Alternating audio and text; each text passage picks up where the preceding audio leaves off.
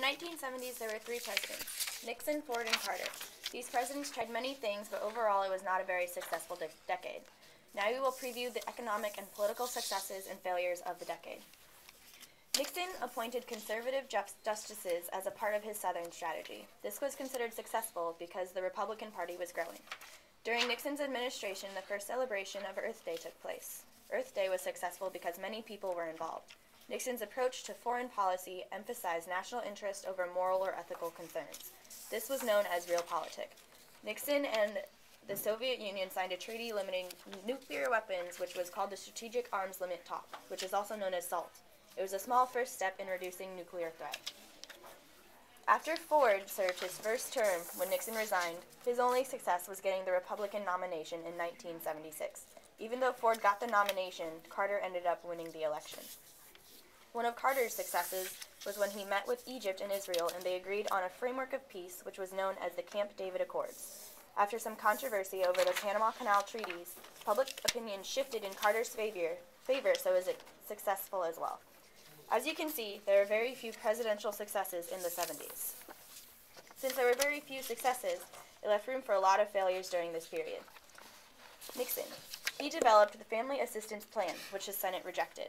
Nixon had several plans to stimulate the economy during his presidency, but none of them succeeded.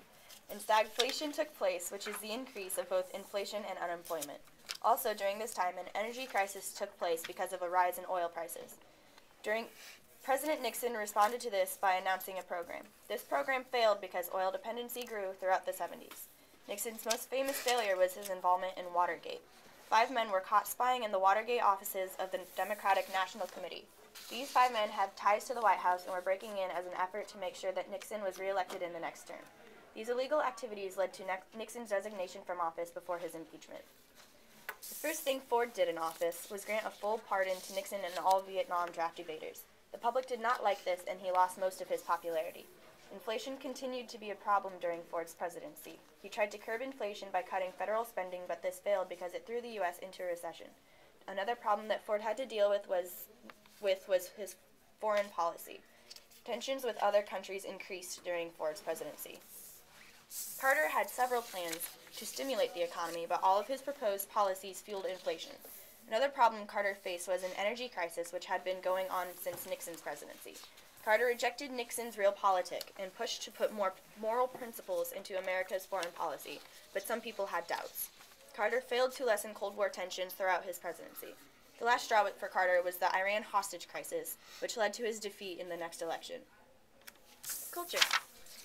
In the 1970s, the United States went through quite a few cultural changes. Civil rights and other movements continued to help minorities across the United States. In the 1970s, over 4,500 African Americans held executive office, although they were still being kept from voting by various means. The number of Hispanic elected officials doubled from 1974 to 1987. Although the lives of African Americans were improving, there was still a great deal of discrimination towards them. School buses began to be integrated to help integrate schools, and riots broke out across the country because of it, especially in Boston. This ordeal quieted down by the late 1970s. The women's rights movement continued to gain momentum in the 1970s. The role of women changed drastically.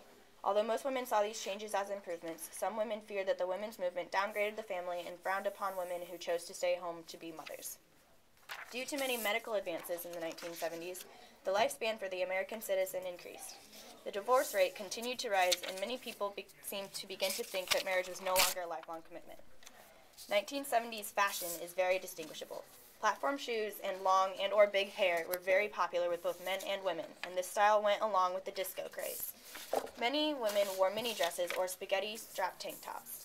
The main style that most people associate with the 1970s is bell-bottoms, and these two were worn by both men and women.